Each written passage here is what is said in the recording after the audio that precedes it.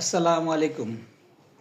আজকে পবিত্র মাহে রমজানের প্রথম জুমার দিন ছিল। মহান আল্লাহ তাআলা যেন আমাদের সবাইকে সুস্থতা দান করেন এবং এই পবিত্র মাহে রমজান মাসের পুরো মাসেই যে আমরা সঠিকভাবে